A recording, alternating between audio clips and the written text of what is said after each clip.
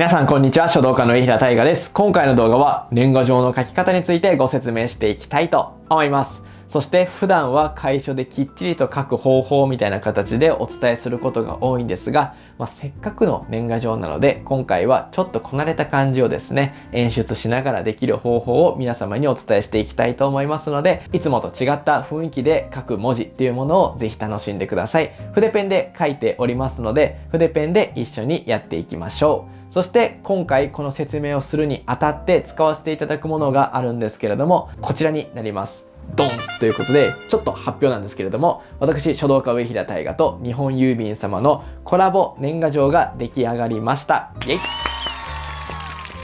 はい、というわけで、私自身ですね、手書き文化を残していきたい、どんどん発信していきたい、そんな思いを持って普段活動をしています。YouTube で美文字レッスンをしているのもその一つですね。その他にはですね、書道家上平大我としてパフォーマンスを実施したりですとか、あとは実際に幼稚園であったり、小学校であったり、大人、外国人といろんなところに美文字とか書道のレッスンをさせていただいております。書道講師として活動もさせていただいております。そして郵便局様はですね、手紙の文化を残していきたい、どんどん広めていきたい、そんな思いがございます。そういった思いが合致しまして、今回企画をいただき、このようなコラボが出来上がる運びとなりました。今回はですね、この教材を使って説明をしていきたいと思いますので、簡単に紹介だけ先にさせてください。毛筆で送る年賀状ということで、こちら A セット B セット2つあります。各50セット限定ということで先着順になりますので、お早めにお申し込みください。それぞれ中身がですね、 A セットは絵文字入り完成はがき5枚と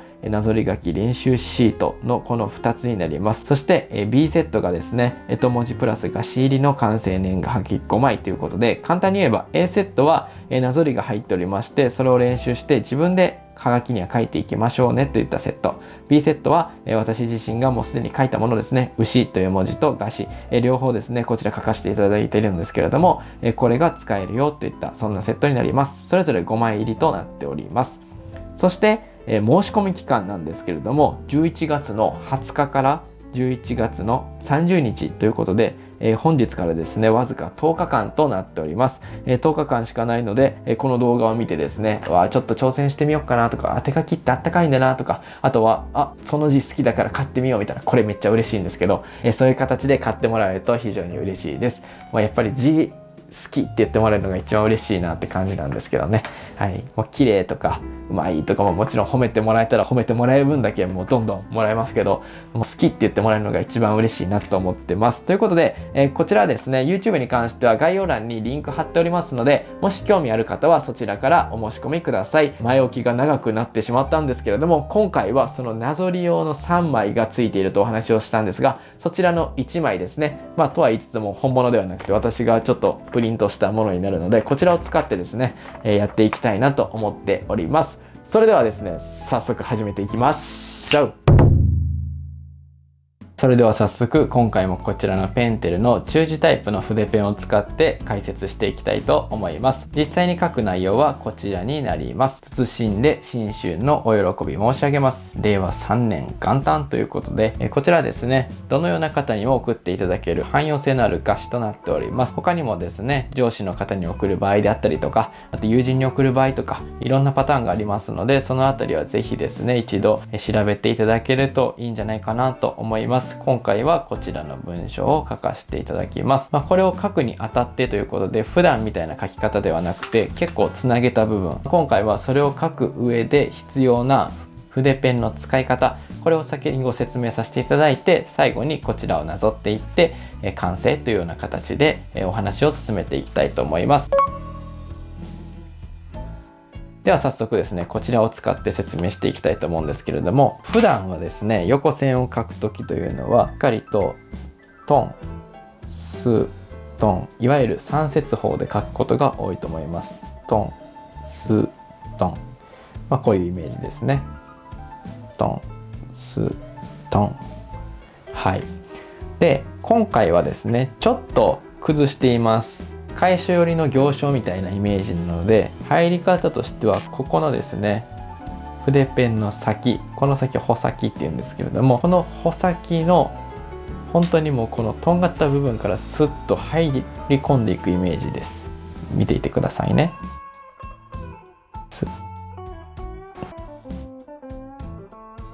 実際ここまでですね最後ギュッてしないんですけど、こんな感じですね。スッと入っていただく、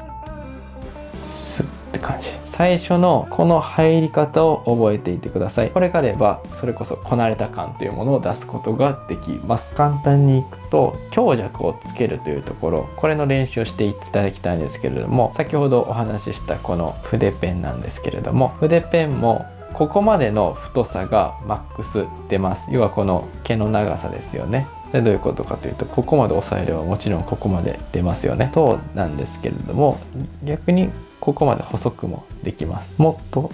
こういう感じでまっすぐピッと引くこともできます。これらを組み合わせて線の太い細い部分を作ってほしい。それがこなれた感を出す条件その2です。その1はこちらですね。この入り方をしましょうねということ。そして2つ目はですね、強弱、線の太さ細さ、ここをしっかりつけてあげるということです。一番簡単なパターンでいくと、短い線は太く、そして太く書いたので次は細く、そして短い線なので太く、最後は長い線、ここは結構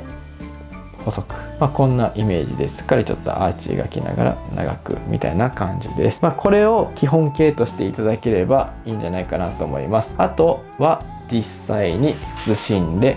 新春のお喜び申し上げますという字を書きながら説明をしたいと思います。はい、では謹んでというところからいきますね。まず先ほどご説明した通りで、先からスッと入って跳ねます。この跳ねた先、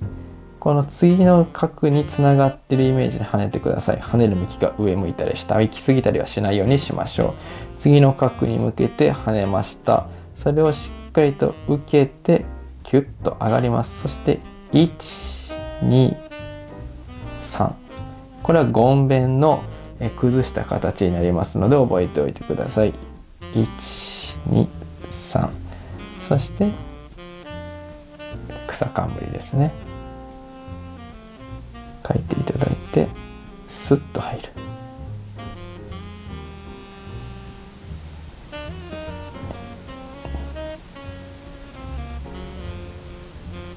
こんな感じです。しっかりと受けて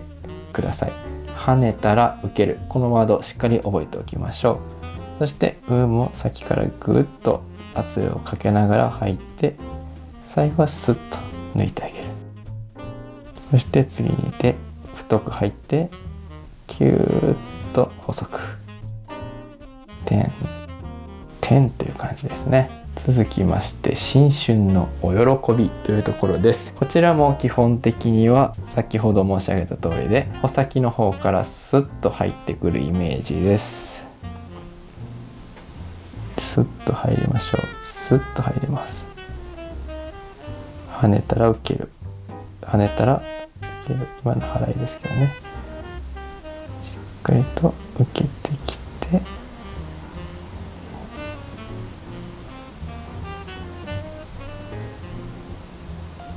こんな感じです。で、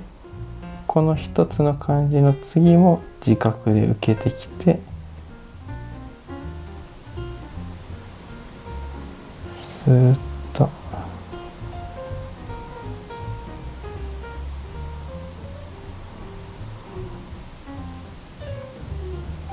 書いてあげてください。そしての先を使うイメージです。先を使うイメージです。ペン先をしっかり書きます。使います。そしてお、こ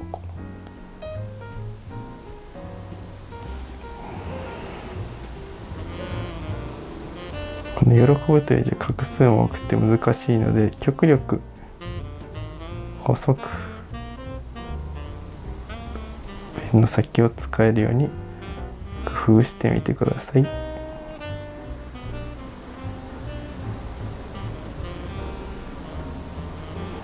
お喜び。びは最後スッと抜いてあげるとかっこよく見えます。そして申し上げますですね。申し上げまでいってますの書き方はちょっとゆっくり丁寧にしますね。先からグッと入って細くいったら太く1、2、まっすぐ下ろします。そしてこの先からスッと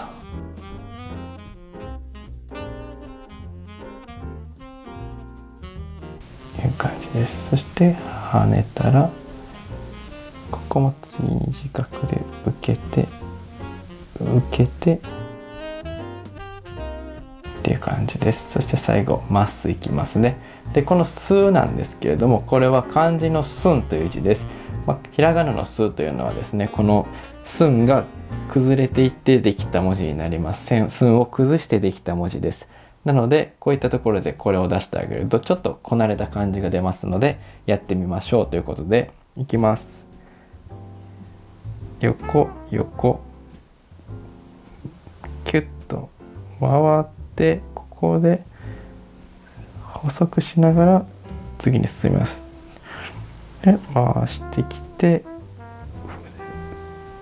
ていう感じですね。ここはしっかりと太く、ここはしっかりと細く、いかにできるかがポイントとなります。そして一番最後ですね、令和3年元旦ということで、こちらもがっつり楷書ではなくて崩した形で書かせていただいております。細くいきましょう。では3、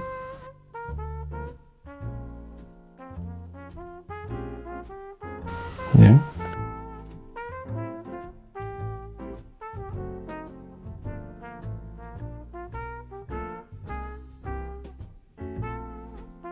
元旦。はい、というわけでできました。こんな感じで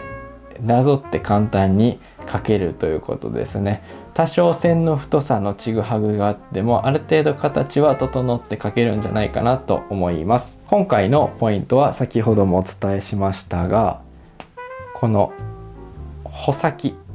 筆ペンがこれだけあるとしたらもうこれぐらいでいいです。もうここをいかにして